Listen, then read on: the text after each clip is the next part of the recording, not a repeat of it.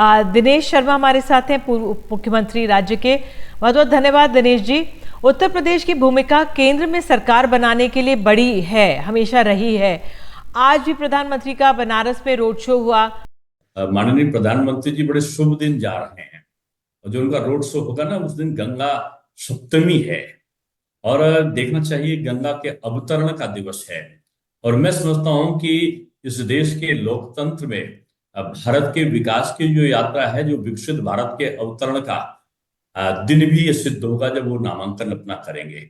और निश्चित रूप में प्रधानमंत्री आज पूरे काशी क्षेत्र में जिस तरीके से रौनक है, लोग गा बजा रहे हैं, जगह जगह मंदिरों में भीड़ है और लोग प्रार्थना कर रहे हैं कि और आतुर हैं, ललायत हैं देखने के लिए। इसमें जाति और धर्म नहीं है।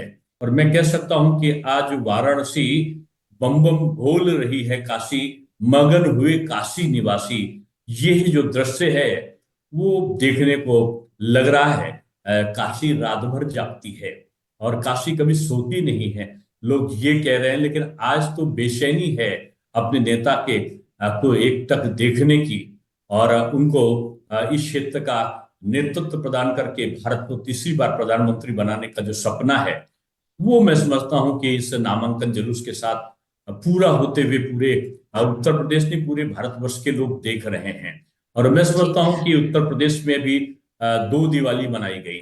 एक तो लक्ष्मी जी की पूजन का नवंबर में दीपावली त्योहार पर दीपावली मनाई गई।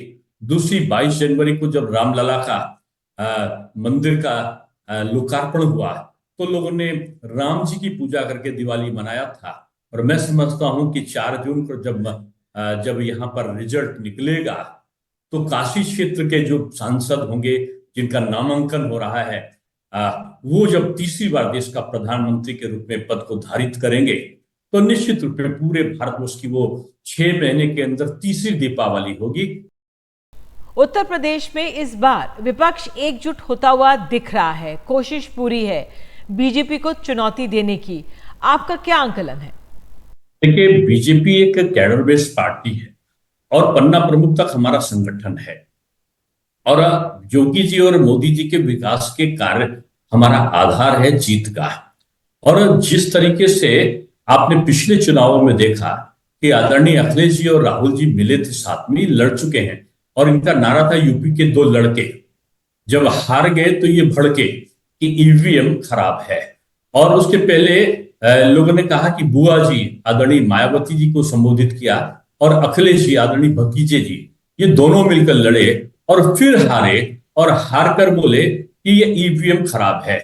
जब जीते कहीं पर पूरे भारतवर्ष में तो ईवीएम अच्छी है और जब हारे तो ईवीएम खराब हो गई। मैं समझता हूं ये 4 जून को ये देखना केवल बाकी रह गया है कि उत्तर प्रदेश के पूर्व मुख्यमंत्री आदरणीय अखिलेश जी और जो डरो मत कहते हैं और डरे डरे जो अमेठी छोड़कर वायनाड भागे थे और वायनाड छोड़कर वो अमेठी फिर से आना चाहते थे, स्मृति जी की जो हुंकार उन्होंने देखी और जो एक भूचाल सा कार्यकर्ताओं का उन्होंने अमेठी में देखा तो फिर डर गए और डर कर वो अचानक अंतिम समय पर वो रायबरेली पहुंचे हैं।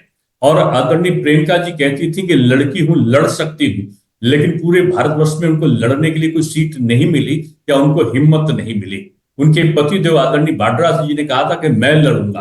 अब मुझे नहीं पता कि वो लड़ने के लिए टिकट नहीं मिला तो घर में लड़ रहे हैं कि कहीं और लड़ रहे हैं, लेकिन प्रियंका जी की सभाएं कहीं नहीं हो पाई तो वो रायबरेली और अमेठी में आ गई हैं।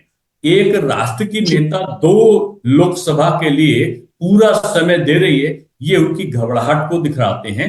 अखिलेश जी का अगर प्रभाव होता तो निश्चित रूप में एक बार चुनाव होकर चले जाते। राहुल जी का प्रभाव होता तो एक बार जैसे मोदी जी अपने वहां सभा करके चले जाते हैं, वो कॉन्फिडेंस होता है।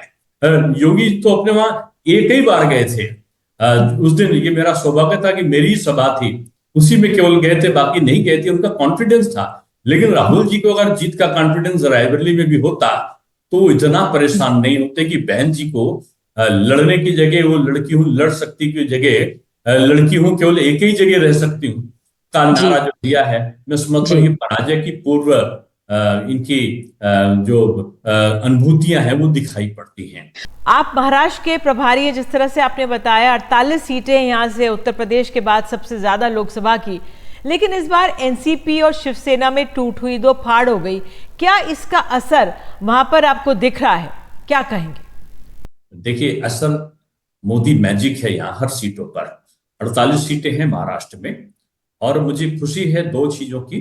48 में से 38 सीटों पर मुझे जाने का मिला है अवसर, और 2 सीटों पर मैं आज से कल तक में और जाऊंगा, यानी 40 सीटों पर मेरा प्रत्यक्ष भ्रमण एक एक दिन का रहा है और उससे भी ज्यादा का रहा है। और मैं विश्वास के साथ आपके चैनल पर आज भी बोल रहा हूं, जो रिजल्ट निकलेगा तो भी बोलूंगा कि महाराष्ट्र में जो बीजेपी और मित्र पक्ष की विजय का पिछला जो आंकड़ा था उसको हम पार करेंगे। और ये इसका सबसे बड़ा कारण ये है कि महायुति एक होकर लड़ रही है। मोदी जी 48 सीटों पर चुनाव लड़ रहे हैं, जहां हमारे मित्र पक्ष भी लड़ रहे हैं। वो भी हमारा जो कैडर बेस का पार्टी का कार्यकर्ता है, नीचे का पन्ना प्रमुख है, हमारा जो वर्ल्ड का अध्यक्ष या मंडल का अध्यक्ष या सुपर वॉरियर्स है।